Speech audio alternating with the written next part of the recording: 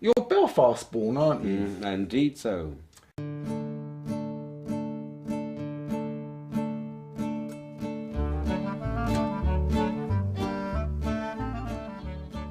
The problems in Northern Ireland, or the troubles as they've been called of Northern Ireland, they've often been used as a prototype what could happen in Israel.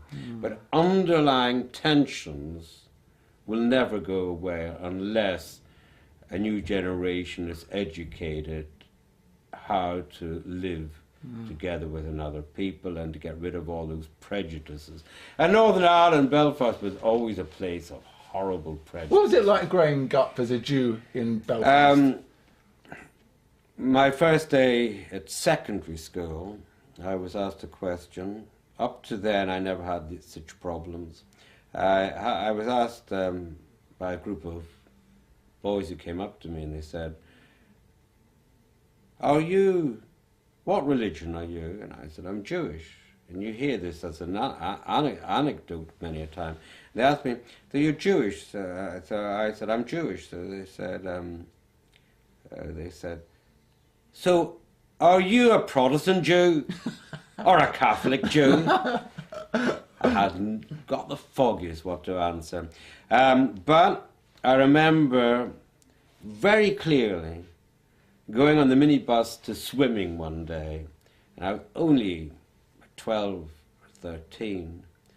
And a friend on the minibus said to me, it was the day when Churchill died.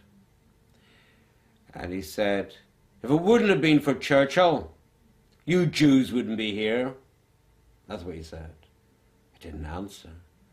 But I noticed the prejudice, and Belfast was full of prejudices. But there was no overt anti-Semitism in Northern Ireland growing up. Was that one of the reasons why your family decided to leave? They didn't leave. My family didn't leave. Oh. I had the opportunity to go to Gateshead boarding school. It was really Sunderland Yeshiva at first. I was 13.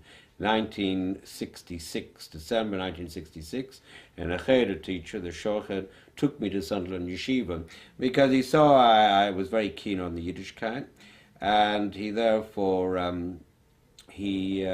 said, would I go for the Kratzma holidays? And little did I know, but I did subconsciously know that this was it, my big opportunity. And I went to Sunderland Yeshiva for 2 weeks, and then I went to Gateshead Jewish boarding school after that, and on to my yeshiva years.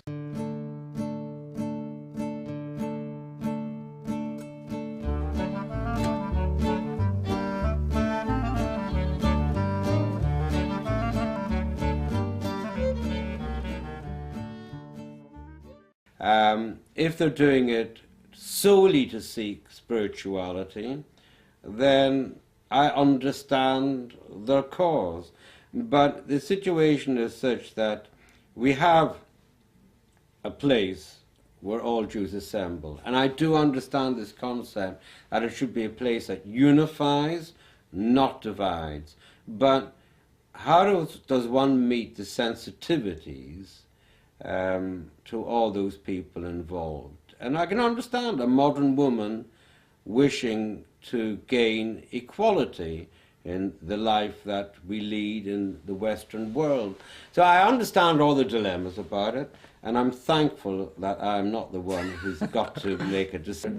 Why do you think Ilford has been described as a sleeping giant? I don't know who described it. I haven't read that one. I may have read about stuff about decline and so forth, but 13,000 Jews in an area, decline's a terrible word. Beehive Lane, your shul, Rabbi Hyman, the membership is declining and you're not attracting new members.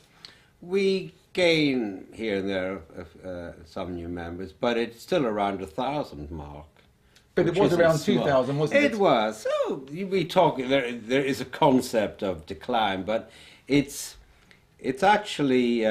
So how can you address this, Rabbi Hyman? How do I address? I've mentioned to other rabbis. I said, how does one cope with declining numbers and stuff like that? Right? No one's actually given me an answer, but one has to look at it in the following way: if you were in a community which had 20 members, you have to service those 20 members and help them grow spiritually, and you have the same challenge, right?